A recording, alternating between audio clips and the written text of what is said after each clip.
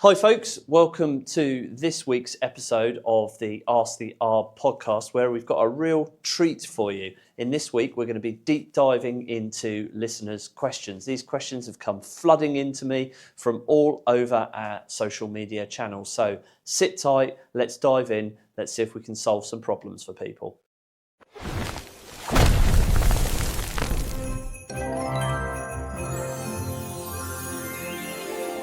Hi folks, welcome back to the Ask the R podcast. We're now well into December and it's not going to be long before all the local authorities shut down, if they haven't already. They're already just having conversations around the water cooler, thinking about Christmas turkey. They're not thinking about your applications. So in this episode, what I'm going to try and do is sprinkle a little bit of fairy dust across this, answer some listeners' questions, and hopefully help you get your planning back on track. So first, this. It's time for You Couldn't Plan It, the feature where me and my team have scoured the internet for stupid, silly and downright infuriating planning related facts. Let's go. So in this one, we've got an article here from the Yorkshire Post. This is actually from a couple of years back, but 1 year back actually, but I picked this because I think it's really relevant, because we see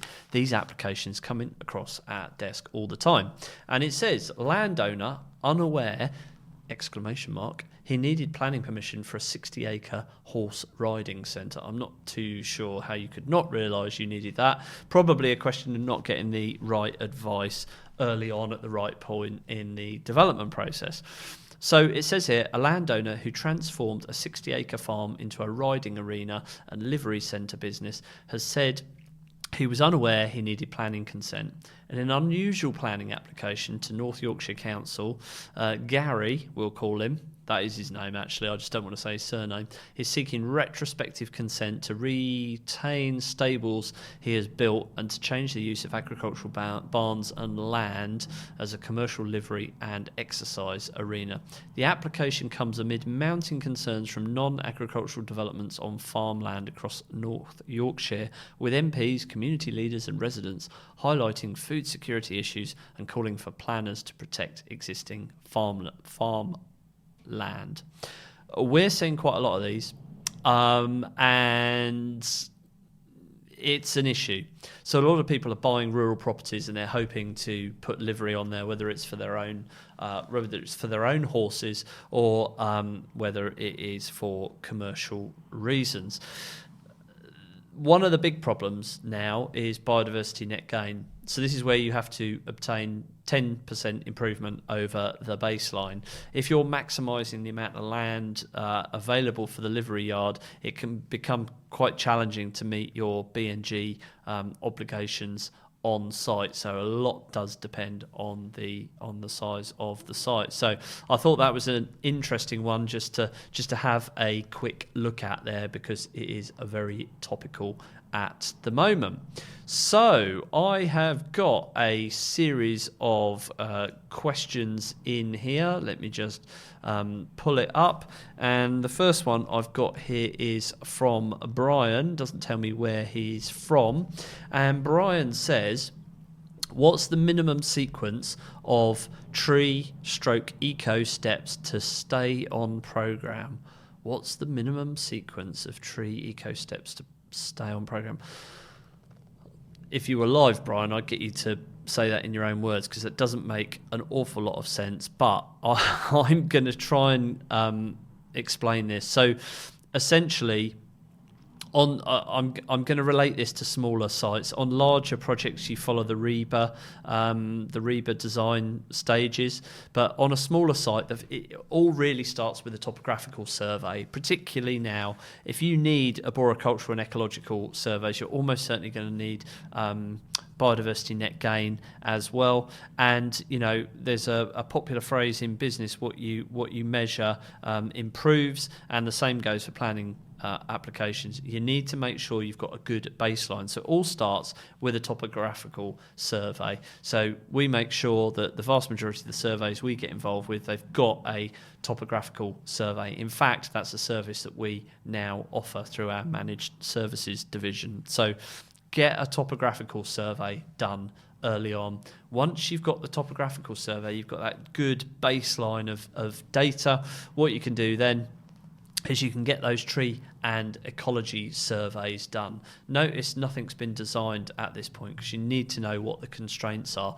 The topo, the tree, the ecology service, that all feeds into site layout, feeds into design integration, feeds into highways, flood risk assessment, all that kind of good stuff. So topo survey, then your tree and ecology surveys, then integrate into the design, start to do some design.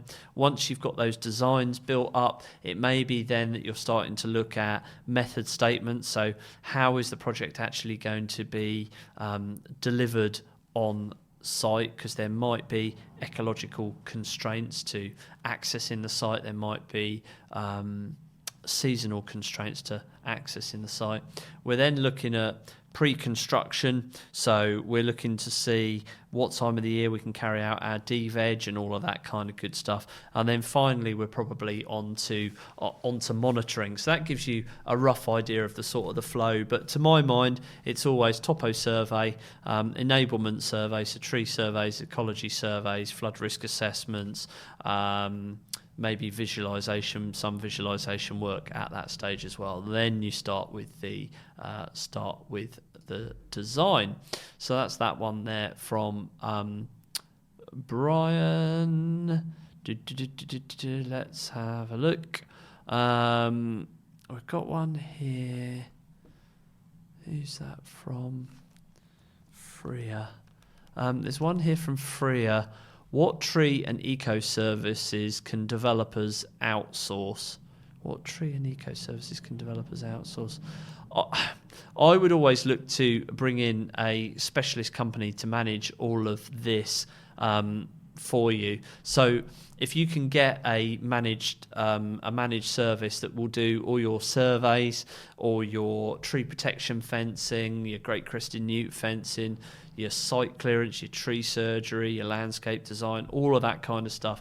The BNG, which is becoming really, really important, which will feed into another question in a minute, then I would try and get a one-stop shop for that if you possibly can do, because otherwise you're just going to spend your entire life dealing with contractors. So before we go on and talk about a BNG, it's time for this. It's time for tremendous facts. Oh yeah. Get ready to learn, and that's a fact.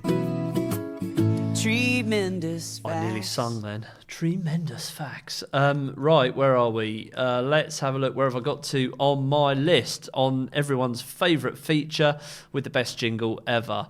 The giant sequoia can weigh over 2.7 million pounds, which is as much as 15 blue whales. What is 2.7 million pounds in kilos? Should we have a look? 2.7 million pounds in kilos. Let's have a look. What have we got? That is 1.2 million kilograms. Surely that. Well, I suppose that must be right, mustn't it? That's quite something. 1,224,700 kilos. That is a big tree. That is a very, very big tree. The scent of fresh cut grass or trees is actually a distress signal from the plant. No, I didn't know that. I suppose that does kind of make sense, doesn't it? Some trees can clone themselves, resulting in forests where every tree is genetically identical. Yeah, I'm fairly certain we have that in the north of Scotland with aspen. I could be totally lying, but I'm sure we did some drone survey work with a trust that was doing a lot of research into that in the past. Trees can hibernate or drastically slow their metabolism during extreme weather. There are trees that grow in salt water like mangroves, which use salt-excreting glands. Certain fig trees rely entirely on one species of wasp for pollination and vice versa. That is a terrible strategy, isn't it? I wonder if those fig trees will last long term. And we've got two more here. Some trees release chemicals to stunt the growth of nearby competitors, a tactic called allelopathy. I've said now. Kian's got to mark this as explicit. There we go. Or go all the way through to whatever the time is now, 9 minutes 44, and remove that word. There we go. In some forests, tree roots fuse together, sharing nutrients and strength. So there we go, folks. That is some It's time for tremendous facts. So there we go. Right, back to the question. So I've got one here from Lucy, and Lucy says, what does Lucy say? Lucy says, how does biodiversity net gain, BNG, affect planning? We have, I don't know when this question came in, Lucy, but we've covered this pretty extensively on the podcast. But for those who are listening for the first time, BNG is a fairly new mechanism. It started sort of coming in around 2023, and it's really got up to speed during the later stages of 2024 and into 2025. And basically, what it means is you must show a 10% improvement in biodiversity through the planning process, through planting and habitat creation, and it's mandatory. There are some exemptions. So if your project is self-build and genuinely self-build, then that is an exemption. The local authority now, some local authorities are asking for BNG assessments to prove that you're exempt. So there may or may not be a cost saving there with the initial amount of survey work. I'll talk about what the survey work is in a moment. The other exemption is what's known as the de minimis exemption. So if there's less than 25 square metres of habitat on site or habitat affected on site, then you may be exempt as well. So an obvious one would be if you had a tarmac car park or a commercial property or something like that that you wanted to extend and there's no habitat, you would almost certainly be exempt. So what happens? Well, let me tell you what happens, Lucy.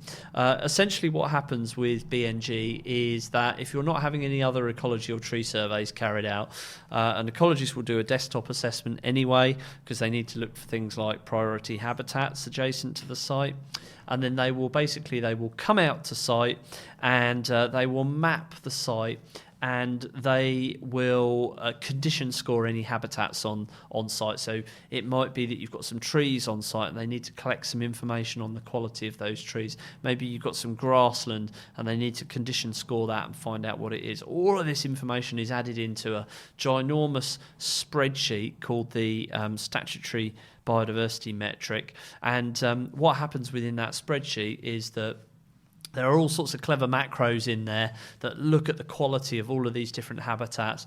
We then feed in what your design proposals are, and it spits a load of numbers out of the end. And there's a couple of ways that you can meet your biodiversity net gain obligations. It can either be on site. So it may be that you can fence off part of the site and use that for BNG enhancements, or if you haven't got a lot of space on site, then it may be that you have to look at purchasing off-site credits, which can be hellishly expensive. So it makes small sites hellishly difficult to develop without some real creativity. What's the time? We've got time here maybe for one or two more. So where are we? Fred says, how does tree/ecology compliance affects costs and timelines? Well, the biggest costs, Fred, are usually when you don't do it at the right time. So I think one of the other questions, Brian, was around timing, and this is kind of similar really. Delays and redesigns usually tend to happen when the surveys are done out of sequence. They're done later on. So for instance, with a tree survey, it may be that everything's fine, you submit, it gets so far, the local authorities say, look, look, Fred, you need a tree survey to support your application. You have that tree survey done, and the rooting area of that tree is impacted by your extension or your house build or your garden room or whatever it is that you're doing. You then have to start looking at special construction techniques or changing your design or something like that, and that then obviously spirals with the cost. So we're often the harbinger of doom when we're doing surveys once there are already designs in place. You also need to sort of think about budgeting for potentially tree protection fencing, maybe some supervision and possibly some maintenance as well. So there we go. Let's have one more. There's no name on this one. This one says, what red flags signal likely tree or ecology problems on a site? To you or to the local authority, what red flags signal likely tree or ecology problems with a site? If I'm looking at a site before we've been commissioned for any surveys, I am looking for, is it urban, is it rural, is it landlocked? Are there any ponds within 500 metres? Are there any priority habitats adjacent to or nearby?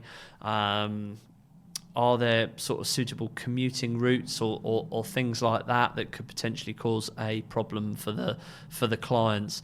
I think from your perspective, maybe if you were looking to buy a site, if no surveys have been carried out, that would be a red flag for me. Also, sites that are being sold without planning consent in place, and you've got to do all of this, I would definitely get some very early advice as to whether this is going to be viable or not. So hopefully that is helpful. That is it for this week. If you have got any queries or questions, feel free to email them in. If there's anything that we can do to help you, there's a link to some free resources in the description below. That's it. I think this one is our last episode before Christmas, so have a fantastic festive break, and we will catch you all in January 2026.